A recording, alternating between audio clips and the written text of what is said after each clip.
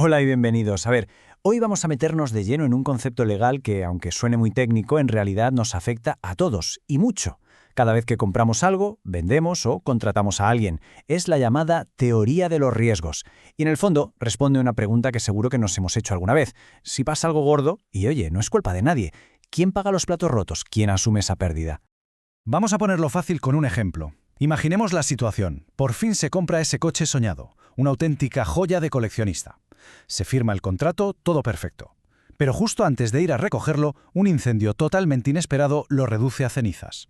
El dinero ya se ha pagado. La pregunta del millón es, ¿quién pierde? ¿El que vendió o el que compró? Pues eso es justo lo que vamos a resolver hoy.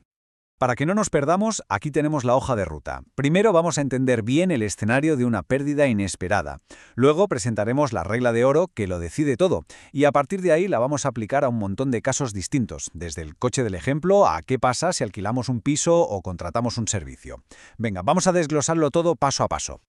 Muy bien, pues entramos en materia. Lo primerísimo que hay que tener claro es que toda esta teoría solo entra en juego cuando la pérdida ocurre sin que nadie, absolutamente nadie, tenga la culpa. El término legal es caso fortuito, y esto es importantísimo.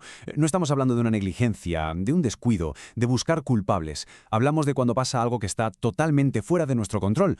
Un terremoto, una riada, un incendio por un rayo. Aquí la pregunta no es ¿quién lo hizo mal?, sino, bueno, ¿y ahora a quién le toca pechugar con la pérdida? Y para saber a quién le toca, el derecho, por suerte, nos da un principio que es sorprendentemente simple, pero a la vez muy potente. La respuesta está toda en esta frase. La cosa perece para su dueño. Esta idea, que en latín se decía res perit domino, es el mismísimo corazón de toda esta teoría. Para resolver cualquier caso de estos, la pregunta que hay que hacerse es siempre la misma. En el momento exacto en que ocurrió el desastre, ¿quién era legalmente el propietario de la cosa? Perfecto. Ahora que ya tenemos la regla de oro, vamos a lo interesante, a aplicarla. Empecemos por el caso más directo, para ver cómo funciona en la práctica. Volvamos a nuestro coche clásico. ¿Qué pasa aquí? Pues que al ser un objeto único y específico, o sea, ese coche con esa matrícula y ese número de bastidor y no otro, la ley es muy clara. Dice que la propiedad se transfiere en el mismo instante en que se firma el contrato, ahí mismo. Así que fíjate, aunque el comprador todavía no tuviera ni las llaves en la mano, legalmente ya era suyo. Por lo tanto, si aplicamos la regla, la cosa perece para su nuevo dueño. Una faena para el comprador, desde luego, pero la ley es así. Pero ojo, que la cosa se complica un poquito, de una forma muy lógica, eso sí, cuando lo que se compra no es algo único. Con el coche clásico, el riesgo pasaba al comprador al firmar, vale. Pero, ¿y si en lugar de un coche de colección compramos, qué sé yo, 30 toneladas de maíz de un silo que tiene 100? Ah, amigo, ahí la cosa cambia por completo. Este es el ejemplo perfecto de lo que se llama un bien genérico.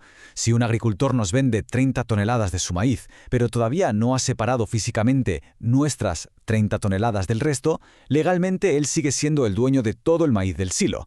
Por eso, si un incendio quema una parte, la pérdida es suya. El comprador, de hecho, todavía tiene derecho a que le entreguen las 30 toneladas que pagó. Bien, hasta ahora hemos visto contratos, digamos, directos. Pero ¿qué pasa cuando la venta depende de que ocurra algo en el futuro? Aquí es donde entran en juego las famosas condiciones. A veces un contrato no es un sí rotundo, sino un sí pero. Por ejemplo, te compraré este coche si el banco me concede el préstamo. La venta no es definitiva hasta que esa condición se cumpla. Y claro, esto lo cambia todo a la hora de saber quién es el dueño y, por tanto, quién asume el riesgo si pasa algo. Este tipo de condición se llama suspensiva, porque la venta está, literalmente, en suspenso. Pensemos en el préstamo del banco. Si el coche se destruye antes de que el banco diga que sí, la venta nunca llegó a existir, nunca se completó. El vendedor nunca dejó de ser el propietario y, por tanto, la pérdida es suya. El punto clave es ese: la propiedad nunca cambió de manos. Luego están las condiciones resolutorias, donde la lógica se invierte, pero el principio del dueño sigue siendo el mismo. Aquí, la venta es válida desde el minuto 1, pero se puede anular si pasa algo. Imagina que te vendo mi casa, pero con la condición de que si me trasladan de vuelta a esta ciudad en menos de un año, la venta se deshace. En este caso, el comprador es el dueño ahora mismo. Así que si la casa se quema antes de que se cumpla el año, la pérdida es suya, como dueño actual que es. Pero si pasa el año, me trasladan y la propiedad vuelve a ser mía, cualquier cosa que pasara después de eso ya sería mi problema. Vale, hemos hablado un montón de comprar y vender. Pero, ¿y en esos contratos donde la propiedad nunca cambia de manos, como un alquiler? Aquí La regla de la cosa perece para su dueño es, bueno, más clara que el agua. En un alquiler, un depósito o un préstamo de uso, el propietario original nunca deja de serlo. Por lo tanto, si el bien se pierde por un caso fortuito, la pérdida económica del bien siempre es para el dueño. No hay más vuelta de hoja. Por ejemplo, si un piso que está alquilado se destruye en un terremoto, pues el arrendador pierde su propiedad, claro. Pero, ojo, que también hay una consecuencia importante para el inquilino. Su obligación de pagar la renta desaparece, porque el objeto del contrato, que era poder usar el piso, simplemente ya no existe.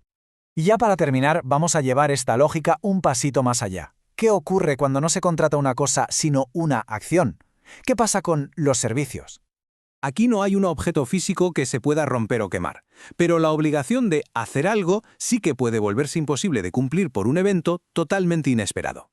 El ejemplo de manual es el de un artista. Un pianista tiene un contrato firmado para dar un concierto, pero de camino a la sala tiene un accidente y se rompe una mano, así que no puede tocar. No es culpa suya, es un caso fortuito de libro. ¿Qué pasa ahora? Pues la solución sigue la misma lógica. El riesgo lo asume quien debe prestar el servicio, o sea, el pianista.